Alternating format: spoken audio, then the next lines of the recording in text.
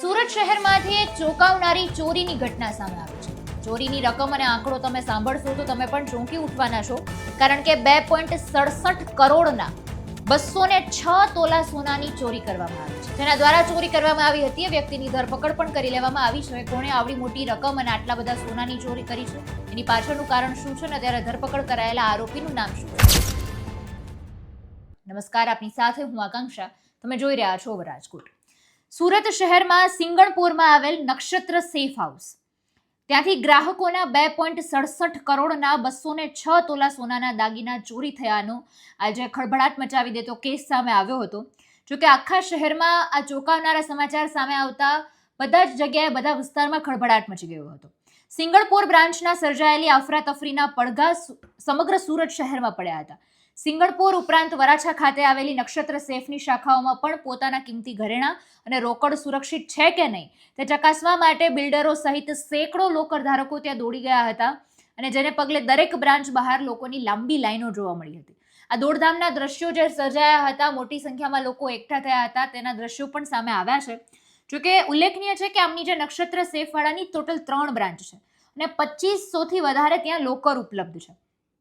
આ સમગ્ર ચર્ચિત પ્રકરણમાં નક્ષત્ર સેફ હાઉસના સંચાલક મહેશ દિયોરા અને તેના બંને પુત્ર હર્ષ દિયોરા અને હરિકૃષ્ણ દિયોરા તેમજ લોકલ બ્રેકર મણીલાલ સામે ચોરીની ફરિયાદ નોંધવામાં આવી હતી. પોલીસ તપાસમાં જ્યારે સામે એ વાત આવી કે આ ચોરી કોઈ અચાનક બનેલી ઘટના નહોતી, પરંતુ સંચાલક પિતા પુત્રોએ નિષ્ણાંત લોકર બ્રેકર સાથે મળીને ગ્રાહકોના કરોડો રૂપિયાનું જે સોનું છે એ ઉઠાવી લીધું હતું અને આખું એનું પૂર્વ આયોજિત કાવતરું ઘડવામાં આવ્યું હતું. અત્યારે એ ચારેય જણાએ એકબીજાની મદદ કરી હતી, પછી આખી આ યોજના બનાવી હતી અને ગ્રાહકોની ગેરહાજરીમાં અને તેમની જાણ બહાર અલગ અલગ સમયે લોકરો તોડાવી નાખ્યા હતા. લોકરમાંથી કિંમતી સોનાના દાગીના કાઢીને તેને બજારમાં વેચી મારીને રકમ પડાવી લેવાનો તેમનો આખો પ્લાન હતો.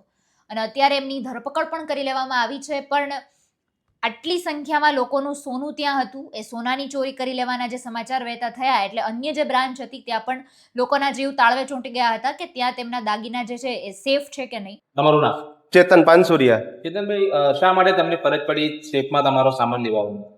અહીંયા ગત રાત્રિએ મને ખ્યાલ આવ્યો કે આ સેફમાં આ રીતનું કૃત્ય થયેલું છે કે અમુકના જે ઘરેણાં પડેલા હતા એમાંથી એના ઓનરના સને અમુક ઘરેણાં એમાંથી લઈ લીધા છે અને ક્યારે બહાર વેચી માર્યા છે. ને મીડિયા દ્વારા એવું જાણવા મળ્યું છે કે 2.5 કરોડ જેવો આંકડો છે. એટલે મારું સેફ અહીંયા હતું, એમાં બી થોડું ઘણું જાજુ ને થોડું ઘણું ગોલ્ડ પડેલું હતું. એના હિસાબે હું એ લેવા આવ્યો ને અહીંયા આવ્યો તો મારું ગોલ્ડ તો સેફ છે, મારું કંઈ એમાં ગયેલું નથી. કિશન કાનાણી. કિશનભાઈ, કયું સેફ હોલ્ડ છે ને તમને શું સમાચાર મળ્યા ત્યારબાદ તમે તમારો સામાન લેવા આવ્યા? નક્ષત્ર સેફ હોલ્ડ છે અને હું અહીંયા અત્યારે મારા ડોક્યુમેન્ટ અને જે વસ્તુ મારી હતી એ ચેક કરવા આવ્યો છું. શા માટે તમે ચેક કરવા આવ્યા? ફરજ પડી?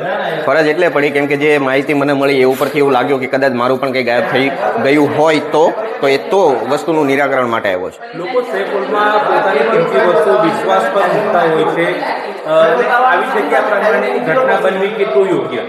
તદ્દન અયોગ્ય છે. આ વસ્તુ એક કાયદા અને ટ્રસ્ટથી વિરુદ્ધમાં છે, જે થવું નહીં જોઈએ. કાર્યવાહી થવી જોઈએ આવા લોકો સામે કડકમાં કડક, કેમ કે આવું બીજા કોઈ સાથે થાય નહીં. જોકે હાલ અત્યારે તેમની ધરપકડ કરી લેવામાં આવી છે ને આજે ખળભળાટ મચાવી દેતો ચોંકાવનારો જે કેસ સામે આવ્યો હતો એ દિશામાં અત્યારે પોલીસ દ્વારા વધુ તપાસ પણ હાથ ધરવામાં આવી છે. નમસ્કાર.